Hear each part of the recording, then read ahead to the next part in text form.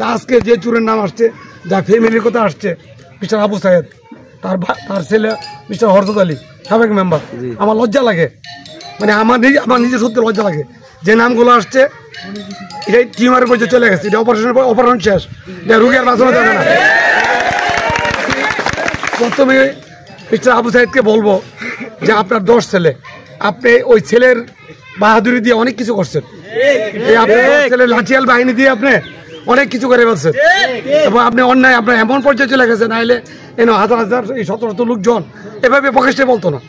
আমরা কিন্তু আমাদের কোনো সূত্রের বিরুদ্ধে বললো কিন্তু প্রকাশ্যে বলি না, বলি। আর আপনি কেউ আপনার সূত্র না, সবাই আপনার হিতাকাঙ্ক্ষী, আর প্রকাশ্যে বলতেছে আপনার দুষ্ট ধরে দিয়েছে। তাহলে আপনার উচিত আপনি এটা কিভাবে সমাধান করবেন। আপনার ছেলে আপনার আজকে প্রকাশ্যে বলে যাবেন, আর আমি বলবো আপনার ছেলেরে আমরা চালান দিচ্ছি, সে জামিনে আসবে, সে এলাকায় থাকতে পারবে না, এবং সে ডেভিল হিসেবে পরিচিত। একজন বক্তা বলে গেছেন সে হলে আপনার ওয়ার্ডের যুবলীগের যুগ্ম সাধারণ সম্পাদক, যেহেতু সে ডেভিল হিসেবে পরিচিত। আপনার ঘরে আরো ডেভিল আছে। আপনি দয়া করে এলাকার আইন শৃঙ্খলা অবনতির স্বার্থে এলাকার আইন শৃঙ্খলা স্বাভাবিক রাখা আপনি এলাকা ছাড়া করে দেবেন, আর যদি আপনি না পারেন আপনাকে সহ আমি এলাকা ছাড়া করবো। আপনার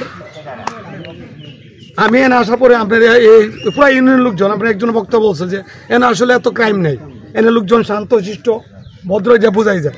থানার যে পরিসংখ্যান অপরাধের এখানে অপরাধ কিন্তু একদম কম, যার ধরনের এখানে পুলিশ এখানে একটা পুলিশের আনাগোনা কম, পুলিশ আসে না। আমি যখন আমার এরা বললো ফারুক ভাই, তখন আমি বললাম ভাই আপনি এতই বলতেছে, আমি এলাকায় যাবো। চুরির ব্যাপারে তো আমাকে বলছে, আমি কিন্তু জানতাম না সে যে এত বড় চিহ্নিত দাগি চোর, সে যে এত বড় মানে সে দাগি এই জন্য না, সে কিন্তু আমার থাকি না। কারণ কেউ তার বিরুদ্ধে মামলা দিয়ে সাহস পায় না, যার জন্য তার বিরুদ্ধে মামলা হয় নাই, নাহলে আপনার ফ্যামিলির বিরুদ্ধে কমপক্ষে 200 মামলা হইতো। এখন আপনার আমার অনুরোধ হলো এটাই, ছেলে জামিনে আসবে, ছেলে এলাকায় থাকবে। আপনি এটা কিভাবে ব্যবস্থা নেবেন আপনার দায়িত্ব, আপনি না পারলে আমাকে জানাবেন, আমি ব্যবস্থা নেব।